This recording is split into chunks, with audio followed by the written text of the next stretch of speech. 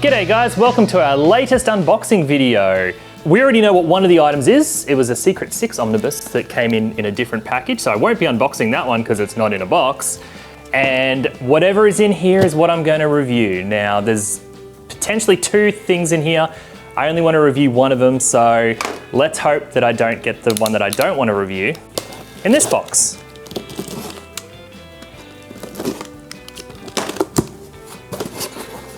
All right, so let's have a look. Paper. Thank you. All right.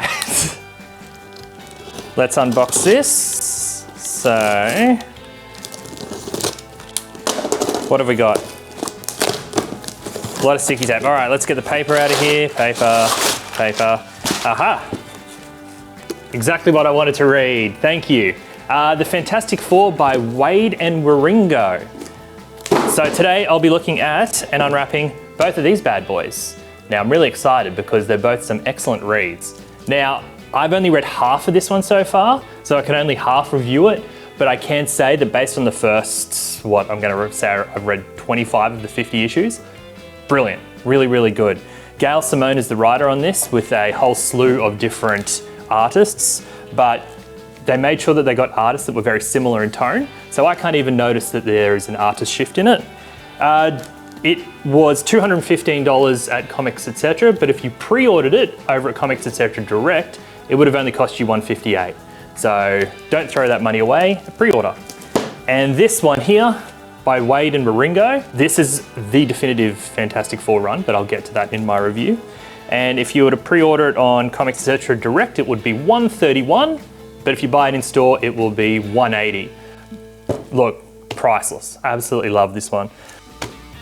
I cannot gloat more about how good this one is. The one thing that I'll say is that if you ask me, this is the definitive Fantastic Four run for this moment in history. The artwork is brilliant, the writing is on point, and it has a definitive beginning, middle, and end. I'm sure there are other Fantastic Four runs that are great, but this one's number one. Now, why don't we unwrap these bad boys?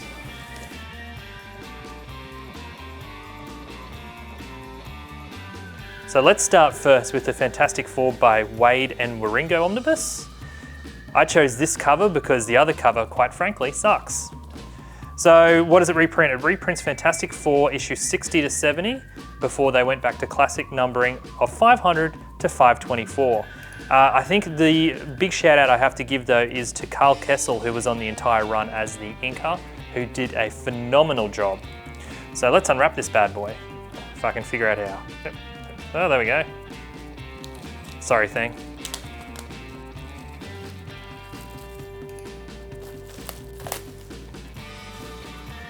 All right, first of all, sniff test. Nice, smells like an omnibus. All right, so first, oh, that's nice. I know weird to say nice because it's just, oh, that's nice. Look at that. I hate slipcases, so I'm just gonna take this one off here. And you know what? I would actually be happy to have just that on my bookcase.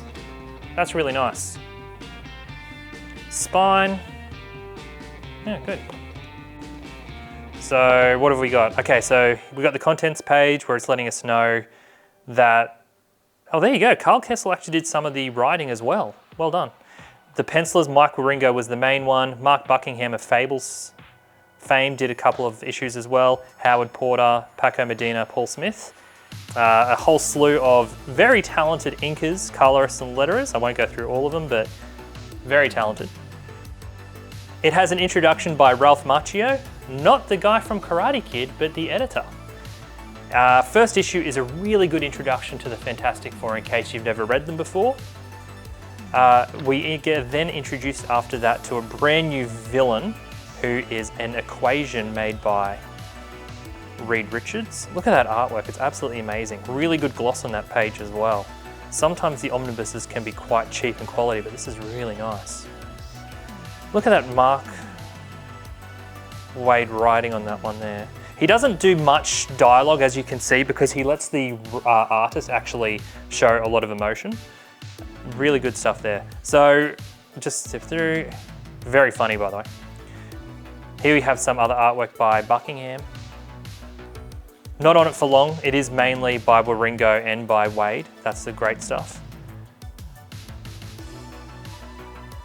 So the other reason that I really love this run is that it runs the gamut of everything that you could possibly like about Fantastic Four.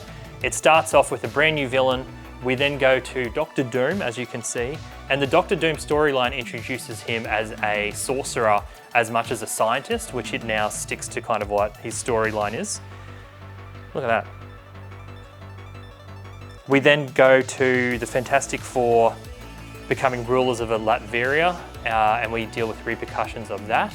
And we finish off the storyline. I'm just going to jump to the end for no other reason than to show you how they kind of go through all the different villains, because we actually end on a very, very fun Galactus storyline where Johnny Storm becomes the Herald of Galactus. I don't want to spoil anything, but look at that. Highly recommended, by the way. I know I said in my introduction that this is my definitive Fantastic Four run, and I stick by that. I think if you have ever wanted to try the Fantastic Four, this is the one for you. Can't recommend it enough. I give this 10 out of 10.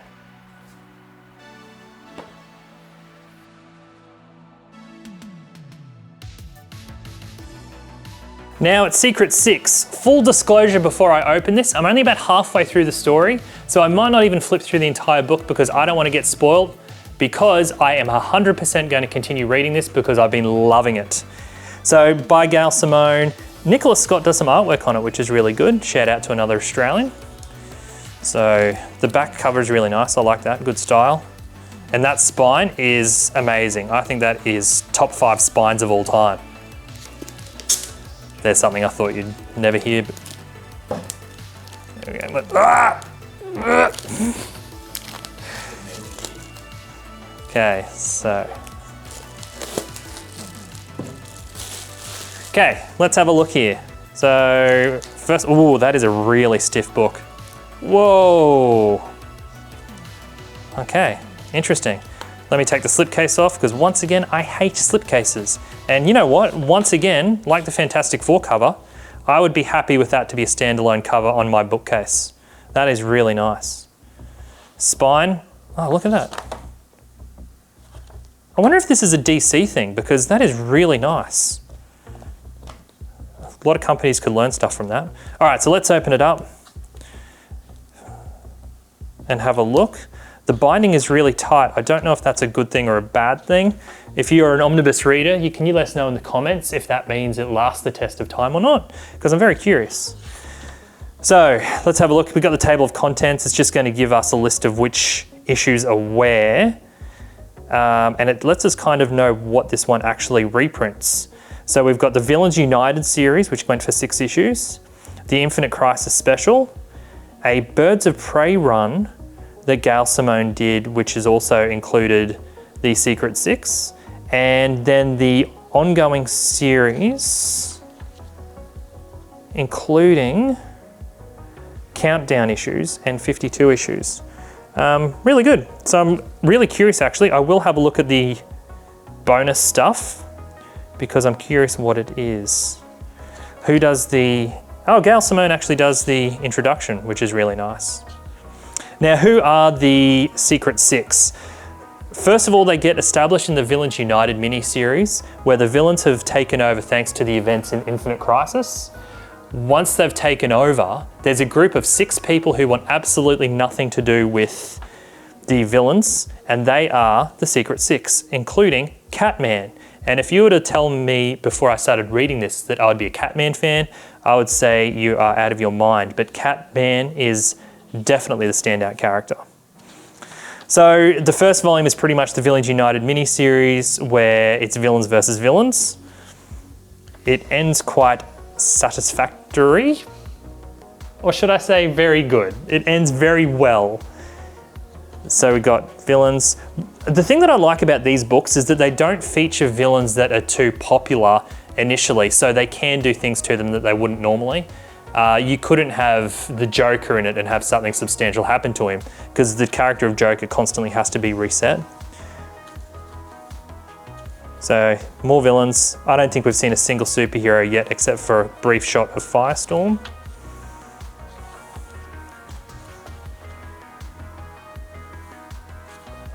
Good paper quality, I've got to admit, not as good as the Marvel books, but I also feel that this has way more pages than a Marvel Omnibus. All right, so I'm only going to flip through a bit more because, like I said, I don't want to spoil myself. I just want to get to the second series to show you that the lineup changes to add Bane as one of the main characters in the book. Oh, and Mad Hatter as well, by the way.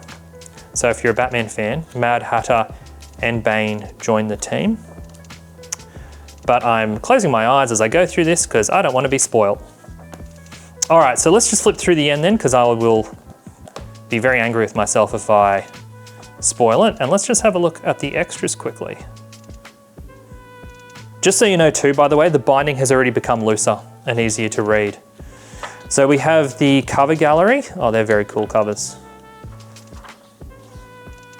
Very cool covers. Okay, we have the, oh, that's cool, the Making of Secret 6. So it's a, oh, I'm definitely gonna read that. It looks like this is the guide that she gave DC in order to get the actual series underway. It's got the script for issue 9.